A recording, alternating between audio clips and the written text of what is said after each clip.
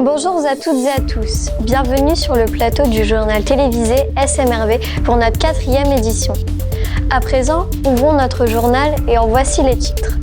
Dans un premier temps, nous parlerons de l'association EVRAS, l'éducation affective relationnelle et sexuelle, intervenue en février pour les jeunes de 3e. Elle était présente au collège le 10 juin, mais cette fois-ci pour les élèves de 6e, avec pour thème la puberté. Pour nous éclairer sur ce sujet, nous aurons le plaisir de recevoir sur ce plateau Madame Florence Creuse et Madame Géraldine Van Ourbeck.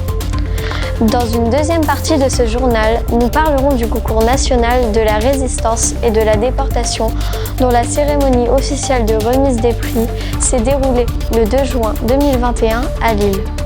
Pour en savoir plus, nous accueillerons Élie Michalak et le professeur à l'initiative de ce projet, Monsieur Pierre Cavrois.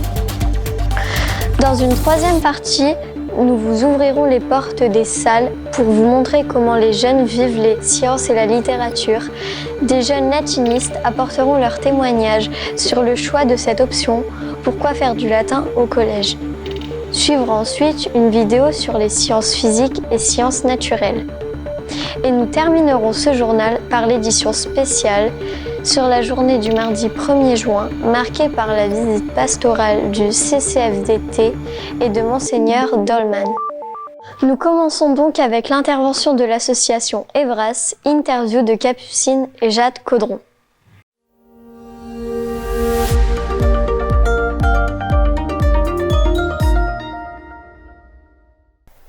Bonjour Madame Florence Creuse et Madame Van Ourbeck. Bienvenue sur le plateau Point de rencontre SMRV. Vous êtes des intervenants de l'association EVRAS. Pourriez-vous nous dire en quoi consiste-t-elle et quel est son objectif?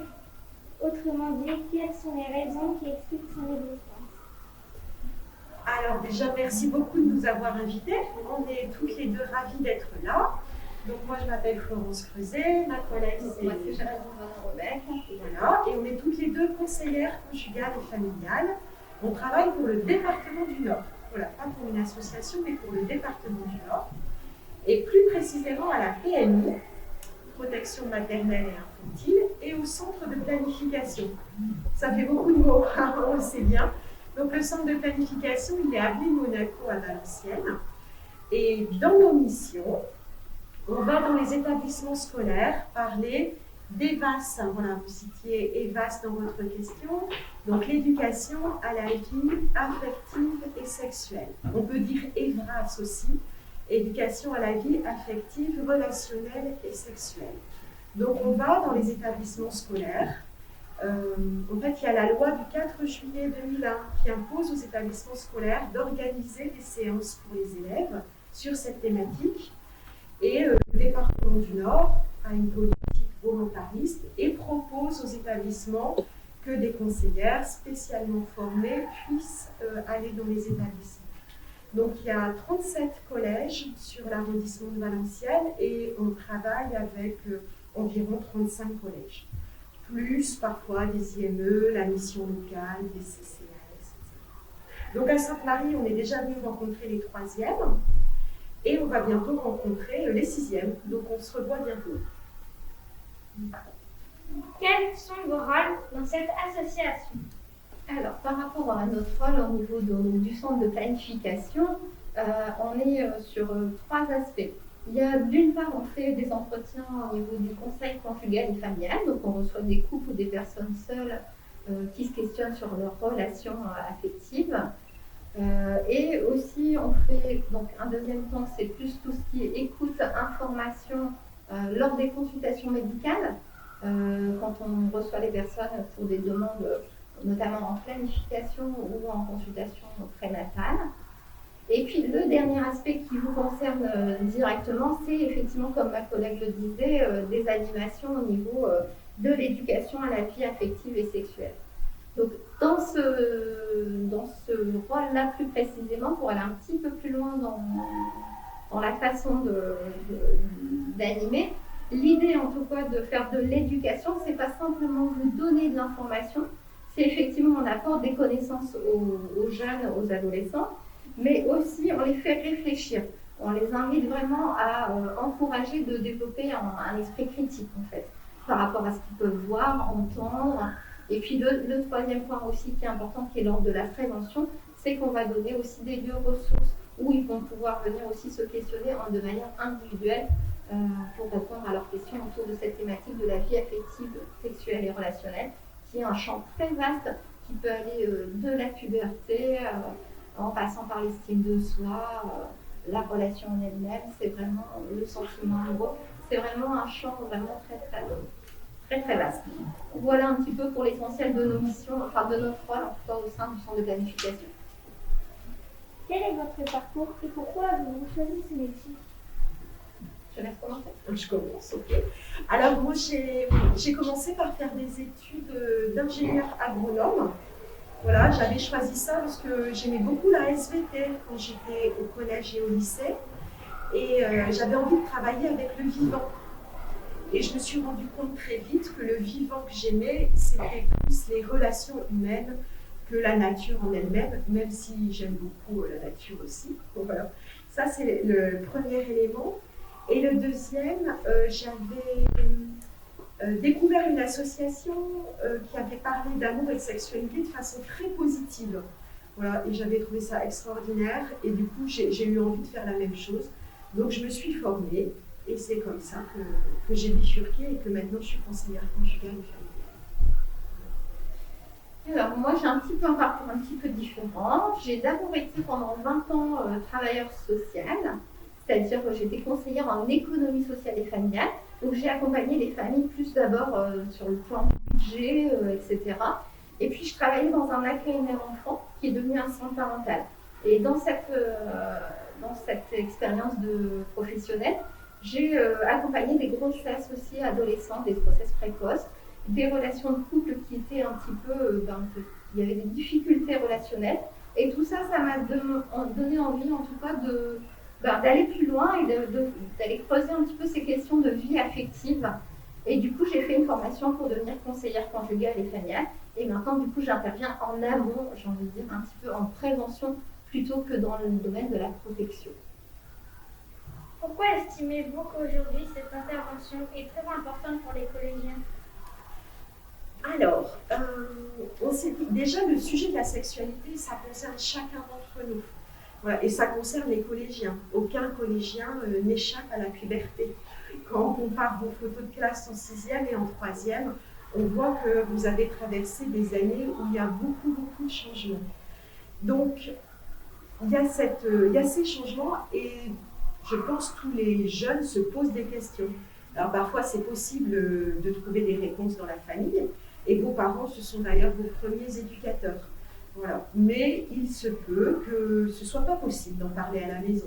Soit il y a des tabous, il peut y avoir des freins, les jeunes ne sont peut-être pas très à l'aise, les parents ont peut-être peur que leur disent d'inciter les jeunes, donc parfois c'est pas possible d'en parler à la maison. Donc du coup, nous, on trouve très important de pouvoir en parler au collège. Ensuite, les jeunes ont besoin de confronter un peu leurs idées, leurs valeurs, tout ce qu'ils ont reçu de leur famille, de les confronter avec l'extérieur. Donc l'extérieur, en 2021, c'est beaucoup Internet, les médias. Et là, par contre, il est nécessaire de faire le tri. Donc nos interventions permettent également de faire le tri. Et puis, comme l'a dit Géraldine tout à l'heure, on peut donner des informations locales en indiquant les relais possibles sur le territoire. Comment procédez-vous pour mettre les ados en confiance, pour qu'ils se sentent à l'aise lorsque vous abordez des sujets aussi délicats? Alors effectivement, c'est un sujet délicat et puis ça peut amener beaucoup de gêne notamment chez les jeunes. Quand on arrive en animation, on dit on va parler de vie affective et sexuelle, parfois ça peut effectivement gêner. Donc l'idée, en tout cas, quand on arrive dans un groupe ou dans une animation, c'est vraiment mettre le caractère de la confidentialité. La confidentialité, ça veut dire que ce qui se dit ici reste ici, sauf effectivement en cas de danger ou en cas s'il y a un danger avéré, à ce moment-là, on voit avec le jeune et on l'accompagne pour justement amener à se protéger. Mais sinon, en fait, ce qui se dit ici reste ici. Je pense qu'il y a aussi la question de l'écoute bienveillante. On n'arrive pas avec un savoir, on ne leur dit pas ce qu'il faut faire, on ne leur dit pas c'est bien, c'est mal. On est vraiment là pour être à leur écoute et vraiment à l'écoute de leurs questionnements là où ils en sont. Donc, effectivement, pour nous, c'est important. La notion de confidentialité, de respect, il n'y a pas de bonne ou mauvaise question. Je dirais toute question peut être entendable. Donc, vraiment, l'absence de jugement, je pense que c'est important que les jeunes ne se sentent pas jugés, en tout cas dans ce qu'ils ont à demander ou à dire. On va avoir un point de vue. Après, on peut avoir des points de vue aussi différents. L'important, c'est de pouvoir les exprimer à un endroit. Je pense que j'ai fait à peu près le tour de la question par rapport à ça. Comment pourriez-vous qualifier le comportement des jeunes ados aujourd'hui? Alors, ça fait à peu près 10-15 ans que j'anime des séances vie affective et sexuelle dans les établissements. Je dirais que les ados d'aujourd'hui, ils sont curieux, ils sont assez bien informés, ils sont peut-être moins gênés qu'il y a 10 ou 15 ans, c'est sûr, parce qu'il y a beaucoup plus de choses qui se disent dans les médias. Peut-être qu'ils sont un peu plus perdus également parfois, je pense notamment sur la question de l'identité. Voilà, depuis 2 ans, on est beaucoup questionné sur cette thématique dans les animations scolaires et là, on sent que cette profusion d'informations peut aussi générer peut-être des inquiétudes ou des questionnements. Voilà. Ça, c'est un premier aspect. Sinon, les ados d'aujourd'hui, ils se posent les mêmes questions que ceux d'hier. Est-ce que je suis capable de plaire? Est-ce qu'on va m'aimer? Comment dire à quelqu'un qu'il me plaît? Et si j'ai pas de copains, si j'ai pas de copine, voilà. Donc ça reste les mêmes questions. Et les ados d'aujourd'hui, comme ceux d'hier, ça c'est quelque chose qu'on travaille beaucoup dans nos interventions.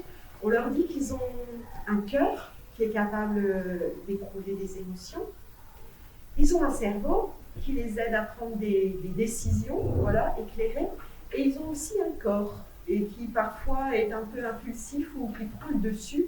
Et ça, c'est important d'en avoir conscience. Pensez-vous que les médias, les réseaux, ils sont pour quelque chose? Alors, effectivement, les médias, les réseaux, ils ont une influence. Et c'est comme tu disais, Florence, en fait, on a parfois dans nos groupes des gens qui sont super informés, qui connaissent plein de choses. Parce qu'ils ont été curieux, ils ont eu envie d'aller chercher des infos sur Internet, etc. Et ça, c'est une richesse de pouvoir. On a une question, on peut tout de suite aller se connecter et aller chercher des réponses et avoir tout de suite une réponse. Mais c'est une richesse et à la fois, on peut aussi s'y perdre. Parce qu'il peut y avoir tellement de choses différentes de dites que parfois, il est important de pouvoir rassembler un petit peu ce qui se dit et puis savoir discerner entre la bonne l'information juste et puis l'information qui peut être parfois erronée ou une information qui peut avoir un côté militant, une information qui n'est peut-être pas tout à fait juste. Et après, il y a aussi un autre aspect qu'on parle souvent sur les réseaux sociaux, etc. C'est aussi les risques, les dangers liés à la pornographie. Ils sont aussi, et c'est important aussi que les jeunes puissent aussi pouvoir en parler quand ils sont confrontés à du contenu qui peut être parfois choquant et pouvoir avoir un adulte, pouvoir en parler et pouvoir prendre du recul par rapport à ce qu'ils peuvent voir ou lire ou entendre. Comment, selon vous, une telle intervention aurait été perçue dans les années 50? Bon, voilà une question. Dans les années 50, nous n'étions pas nés. Alors, comment ça aurait pu être perçu? Ce qui est sûr, c'est que dans les années 50, il n'y avait pas de contraception, il n'y avait pas eu ce qu'on appelle la libération sexuelle. Peut-être qu'il y avait des animations dans les années 50, mais plus pour apprendre aux femmes à être une bonne ménagère. Je ne sais pas. Certainement, dans les années 50, on n'était pas prêt à faire ce qu'on fait aujourd'hui, mais il devait aussi y avoir des questionnements. Le mieux, ça serait peut-être que du coup, vous posiez la question à vos grands-parents ou vos arrière-grands-parents s'ils sont encore là. Voilà, et ça serait l'occasion d'un bon échange avec eux. Si vous aviez un message à faire passer aux jeunes, quel serait-il? Moi, je dirais peut-être prendre le temps de se connaître, de se découvrir et puis aussi se faire confiance et oser communiquer, parler, échanger sur ce qu'on ressent. Tout ça, c'est important, je pense, parce que parfois, on peut avoir un a priori ou imaginer que l'autre que, et c'est important de mettre des mots sur nos pensées, nos idées. Et puis, simplement aussi, j'ai envie de dire qu'on a le droit aussi de se tromper, aussi de faire des erreurs, et c'est pas parce qu'on fait une erreur à un moment donné que tout est fichu. Et moi, j'aurais envie de vous dire que l'amour, c'est beau. Voilà, c'est tout un chemin. Il y a l'amour familial, il y a l'amour amitié, l'amour. Donc voilà, c'est tout un chemin. Et bon, c'est une question qui taraude parfois les collégiens, comme je l'ai dit tout à l'heure, si j'ai pas de copains, j'ai pas de copines, j'ai envie de dire, mais ça, c'est pas grave, vous avez le temps. Et les années collège, c'est aussi des années importantes pour l'amitié. Voilà, donc le message que j'ai envie de vous dire. Et que si vous avez des questions, vous êtes les bienvenus au centre de planification, donc je répète, avenue Monaco à Valenciennes. Vous aurez les coordonnées sur le site du département du Nord, www.lenord.fr, et vous cherchez la rubrique planification ou santé sexuelle. Vous aurez nos coordonnées, vous pouvez téléphoner et demander un rendez-vous avec une conseillère. Merci d'avoir répondu à nos questions. Au revoir et à bientôt. Merci à vous, et puis merci de nous avoir reçus. Voilà. Au revoir et à bientôt. Au revoir.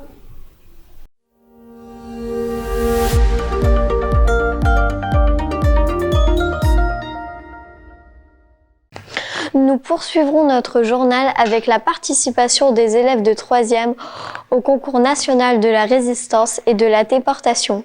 Interview d'Alexis Bourse.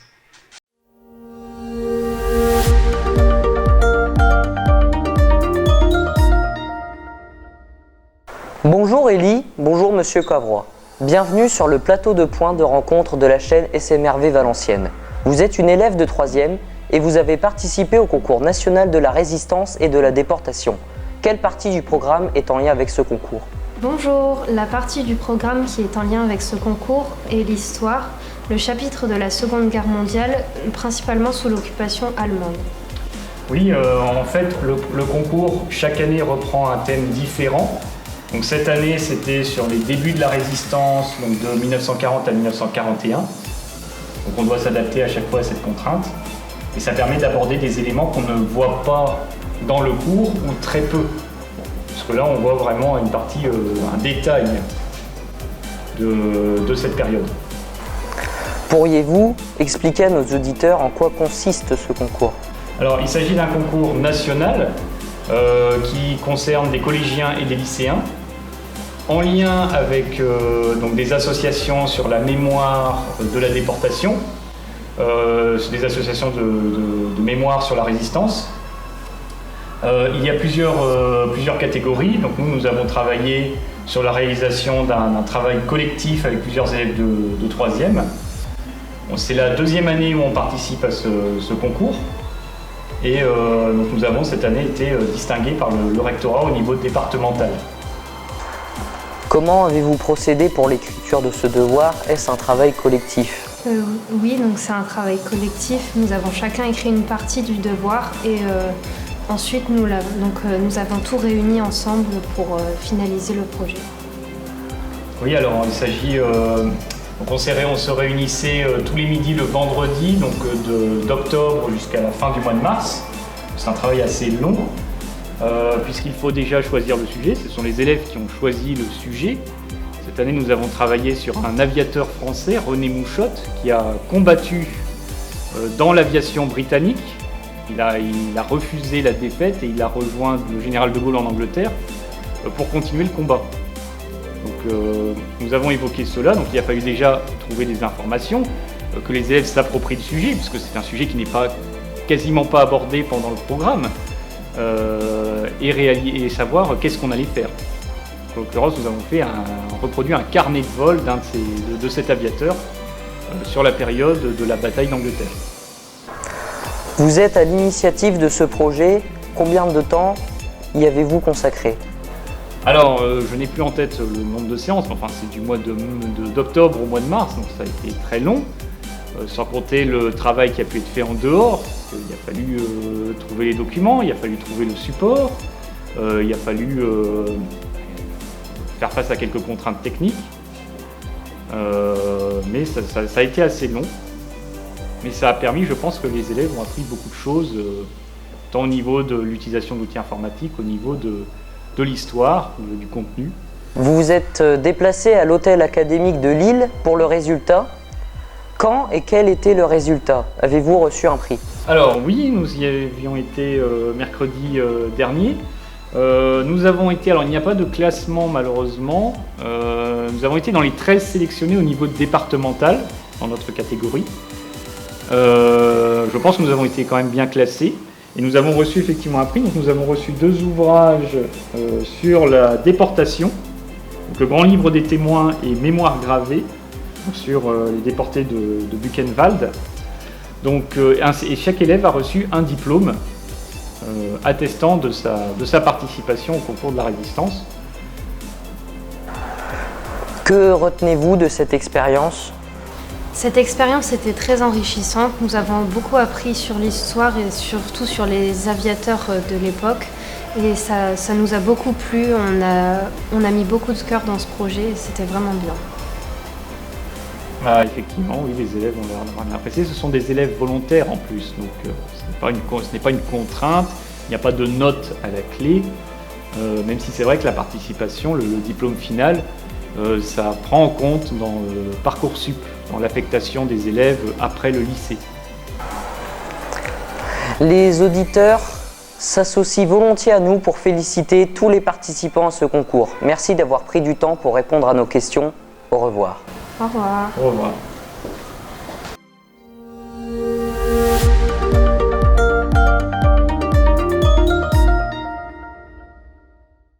Vous découvrirez des jeunes en activité, en sciences et littérature. Il s'agit de vous donner un petit aperçu de ce que vivent les collégiens derrière les murs du 56 avenue Clémenceau. Interview de Tesnim Bekrar. Bonjour et bienvenue sur notre plateau télévisé SMRV. Salué. Salué Théornès. Salué. Lorsque l'on parle du latin, on en dit souvent qu'il s'agit d'une langue morte. Qu'en pensez-vous?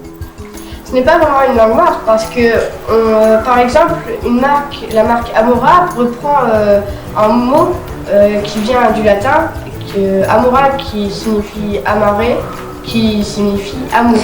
Ce qui fait référence à un slogan par amour du goût. Morte, c'est plutôt une langue ancienne parce qu'on ne la parle plus. Mais en regardant de plus près, en lisant Astérix et Obélix, nous pouvons retrouver quelques références au latin, la langue ancienne. Donc oui, donc le latin est surtout une langue ancienne et on peut retrouver donc ses racines donc, dans la médecine ou la psychologie. D'où on a réussi à traduire, à comparer plutôt donc, au mythe d'Oedipe qui maintenant est le complexe d'Oedipe. Vous êtes des élèves qui ont choisi le latin. Pourquoi avoir choisi cette option? Qu'est-ce qui vous motive? J'ai choisi le latin parce que j'aime beaucoup l'histoire et j'aimerais aussi savoir qui a tué Jules César parce que c'est vraiment méchant de faire ça. Moi, c'est pour ma curiosité. Je suis curieuse de base et c'est pour révéler cette petite chose. Au départ, c'était pour la curiosité. Puis ensuite, il y a eu la psychologie et donc le métier. Donc maintenant, c'est plutôt pour mon avenir. Qu'est-ce que vous y faites de particulier, si je peux me permettre? Y a-t-il une approche différente du cours classique? Nous, ce qu'on fait en ce moment, c'est qu'au début, on faisait une enquête policière. Puis, en voulant mettre en scène cette enquête, on a décidé de faire une maquette de termes pour mettre en scène l'enquête. Ces temps-ci, on est en train de travailler un concours littéraire, sur une critique littéraire, en 4e. Et c'est en rapport avec la civilisation romaine, bien sûr. Et on va dire qu'on fait un travail ludique, par exemple. Voilà quoi. Pour l'instant, je n'ai qu'une heure par semaine de latin et encore. Et on travaille donc sur la vie quotidienne. On a fait des exposés et on a fait aussi un concours, c'était super intéressant. C'est aussi très ludique. N'avez-vous jamais ressenti une surcharge de travail, un emploi du temps plus chargé par rapport à vos camarades de classe? Je n'ai jamais senti ça parce qu'à chaque fois on travaillait en classe et c'est seulement si on n'arrivait pas à finir en classe qu'on avait du travail à la maison. Il n'y a pas vraiment une surcharge, par exemple. Nos cours sont en rapport avec notre emploi du temps, c'est-à-dire d'autres vont commencer à 9h, ceux qui n'ont pas latin, mais c'est vraiment en rapport avec un emploi du temps stable. Sincèrement, moi, tant que ça me fait plaisir, je peux travailler le temps qu'il faut pour finir l'exercice. Pensez-vous continuer le latin en seconde? Oui, non, pourquoi? Moi je pense que je vais continuer parce que comme j'ai dit tout à l'heure, j'aime beaucoup l'histoire et je vais continuer pour en apprendre encore plus et pour enfin découvrir qui a tué César. Moi je ne sais pas parce que ça me stresse un peu l'histoire de la seconde, alors je ne sais pas. Donc moi pour l'instant je suis en 5e, donc je n'ai pas trop réfléchi sur le sujet. Mais si je demande vraiment je devais faire un choix, je choisirais de l'attendre. Avez-vous une idée de votre métier? Sera-t-il en lien avec l'option? Je pense au métier du médical par exemple. Moi je pense pas que mon métier sera en rapport avec le latin parce que je vais pas faire un métier en rapport avec le latin parce que j'aimerais bien faire développeur de jeux vidéo, mais peut-être que ça pourrait toujours m'aider pour faire une histoire en rapport avec le latin et la civilisation romaine. Moi, je ne pense pas que dans le social on fait du latin, par exemple les racines latines ou pas, je ne sais pas. Pour moi, ce serait plutôt sur la psychologie et oui, là, donc ça me servirait. Merci d'avoir répondu à nos questions. Bonjour Capucine. Bonjour Jade.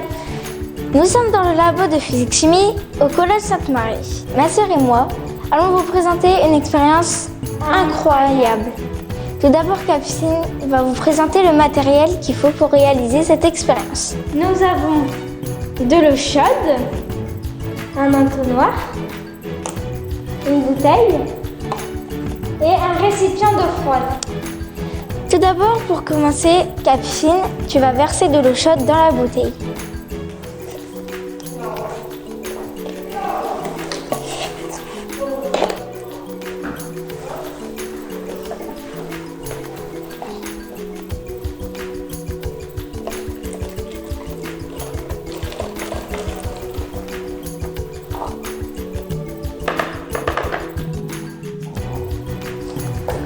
Ensuite, on attend plusieurs secondes pour que la vapeur d'eau prenne la place de l'air dans la bouteille. Ça doit être bon. Refermons la bouteille.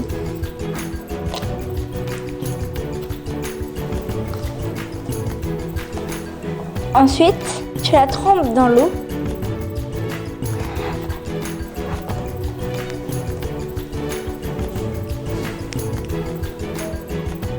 C'est bon, tu peux la ressortir. Et regardez, c'est magique, la bouteille. C'est compressé. C'est une expérience dans le labo de Sainte-Marie. Bienvenue au labo de SVT où nous nous voyons 1h30 par semaine de la 6e à la 3e. Notre objectif est de découvrir et comprendre le monde qui nous entoure. Pour Pour cela, nous allons pouvoir faire des expériences ou alors nous allons pouvoir observer des objets réels ou des modèles. J'aime les SVT car les activités sont en lien avec ce qu'on vit et ce qu'on voit tous les jours, comme par exemple les différentes saisons de l'année. Ce qui me plaît en SVT, ce sont les travaux de groupe et le travail en binôme où nous devons nous entraider.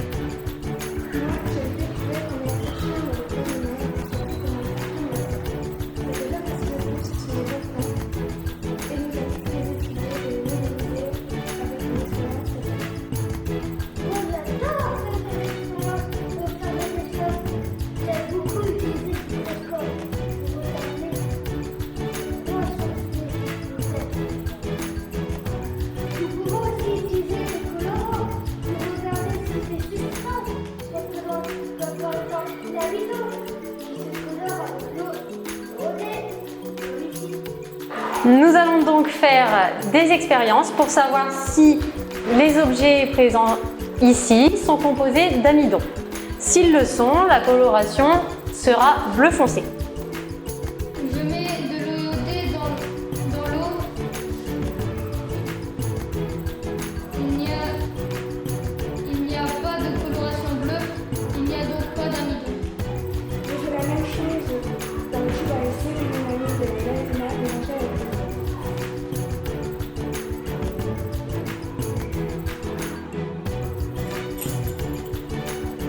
la couleur de jaune bleu, il y a donc de l'amidon. À mon tour de tester avec cette fois-ci, je l'ai en poudre dans le moule.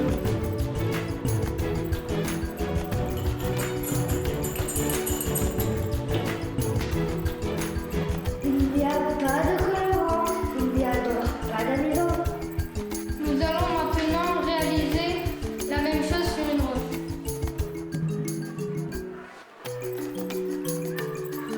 Pas de coloration. Sur du plastique, il n'y a pas de coloration. Pour finir, nous allons le faire sur une feuille blanche. La feuille se colore. En SVT à Sainte-Marie, nous travaillons dans la bonne humeur. Nous vous donnons rendez-vous l'année prochaine. Nous terminerons de ce journal avec une édition spéciale, la visite pastorale du CCFDT et de Monseigneur Dolman. Notre équipe de reporters étant sur place ce jour-là nous en témoigne tout cela en images. Interview de Tesnim Bekrar.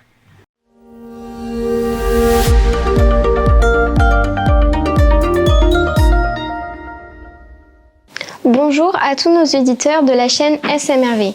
Nous sommes heureux de vous accueillir sur notre plateau point de rencontre de la chaîne SMRV Valenciennes. Bonjour Monseigneur, bonjour Monsieur Balic, bonjour Madame Massé et bonjour Monsieur Coursier. Permettez-moi, Monseigneur Dolman, de vous poser 2 questions. Vous avez pu assister ce matin aux interventions du CCFD, du Comité catholique, qui lutte contre la faim et pour le développement, dont l'objectif est de promouvoir l'égalité femmes-hommes et lutter contre les stéréotypes de ce genre. Qu'avez-vous retenu de ces animations ? D'abord, j'ai été très heureux de voir que des 3e puissent passer le message aux plus petits. Et il y a un très bel échange.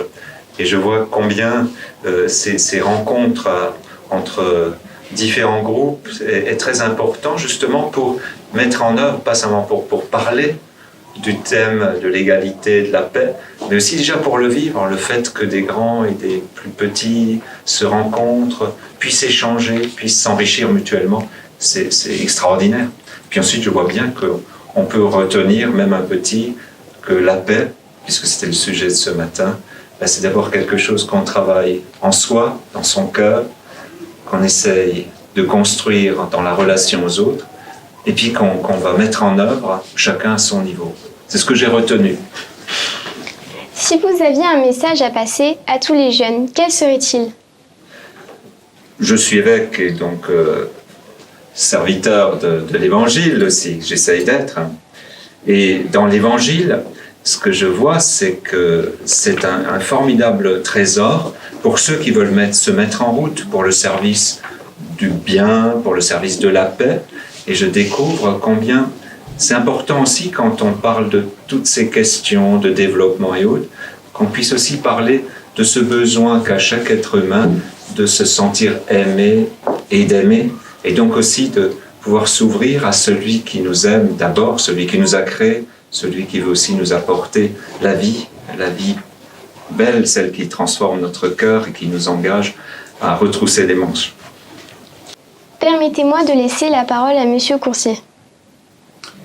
Bonjour à tous et à toutes. Je suis touché par votre invitation. Je suis censé relayer un peu ce matin ce qui se sera dit avec le père évêque, le père Dolman, sur le site cathocambrai.com, qui est le site internet du diocèse de Cambrai. Moi, je me réjouis toujours de retrouver des jeunes. J'ai 4 enfants, mais bon, c'est toujours très enrichissant. Je salue l'accueil qui nous a été fait par le directeur, M. Balig, les enseignantes, nos amis du CCFD Terre Solidaire, qui reste un mouvement très engagé, qui reste un peu une force de frappe dans l'Église de France, le CCFD. Voilà, pour les jeunes, j'essaie d'en rencontrer. J'en ai rencontré récemment là, à Pécancourt, à l'Institut d'Anchin. C'est aussi l'occasion de dialoguer avec vous. Vous nous apportez toujours. En entendant cette pièce, j'ai noté la phrase « Le chemin de la connaissance passe par le centre de documentation et d'information du collège ». Donc voilà, c'est ce que je retiens pour l'instant de cette matinée. Bien, très heureux de montrer aux gens du CCFD et à Monseigneur Dolman ce que l'on vit chaque semaine à Sainte-Marie. Pour faire la liaison avec notre projet d'établissement, ça s'inscrit aujourd'hui dans la solidarité lointaine. On peut le dire comme ça. Le CCFD va s'intéresser à de solidarité lointaine. Donc nous, on a l'occasion de faire de la solidarité proche parfois. Rappelez-vous quand on a été offrir des colis à Noël aux gens du quartier, quand on leur a offert de bonnes choses, de bonnes réjouissances. Je ne sais pas si vous vous souvenez, ça avait été mis en avant sur notre site et relayé par Facebook. Et là, on est plus dans la solidarité lointaine, donc partout dans le monde. C'est ça qui m'intéresse de vous montrer, de vous donner l'occasion de vous en rendre compte aujourd'hui. Oui, alors bonjour à tous. Merci à Monseigneur Dolman d'avoir accepté et d'avoir répondu à notre invitation à sa demande pour la visite pastorale des mouvements de solidarité. Donc c'est vraiment une grande chance pour le CCFD d'être en présence de Monseigneur Dolman et de Monsieur Balig, qui a accepté que nous soyons aujourd'hui partie prenante de l'animation au niveau des CM1, des grandes sections et des troisièmes. Le CCFD a cette particularité d'éduquer à la solidarité et à la citoyenneté internationale. Il intervient dans les établissements scolaires lorsque les directeurs nous le permettent pour expliquer aux jeunes comment vivre ensemble, comment vivre la paix. Alors nous avons d'autres thèmes aussi, bien sûr, c'est les migrations internationales par exemple, et aussi la base de notre mouvement, c'est la souveraineté alimentaire, puisque Comité catholique contre la faim et pour le développement, ce mouvement est né il y a 60 ans à l'initiative des évêques de France pour lutter contre la faim dans le monde. Alors on se rend compte que pour lutter contre la faim dans le monde, il faut changer les choses là-bas et changer les choses ici. Donc avec votre directeur, vous essayez de changer les choses ici, et au CCFD, avec cette vision de l'international, nous essayons aussi de changer les choses là-bas. Voilà, un autre point du CCFD, c'est le partenariat, et c'est vraiment cette branche par laquelle moi je suis arrivée, c'est que tous les ans au CCFD, nous recevons des partenaires de tous les pays du monde et qui viennent nous expliquer ce qu'ils vivent là-bas. Et le CCFD, avec des moyens financiers, essaie de soutenir ces différentes associations partenaires. Voilà, éducation à la solidarité et à la citoyenneté internationale, partenariat, souveraineté alimentaire et plaidoyer, puisque Nous avons aussi, bien sûr, quelque chose à faire pour réguler les marchés financiers, par exemple, puisqu'on se rend compte, bien sûr, que pour changer les choses, eh bien, il faut changer peut-être aussi un peu le système économique du monde. Je vais me remettre officiellement à M. Balik et à Monseigneur le rapport d'orientation du CCFD qui va courir donc de 2021 à 2027 et dans lequel nous avons rassemblé les 10 orientations principales de notre association. Merci d'avoir consacré du temps à notre journal.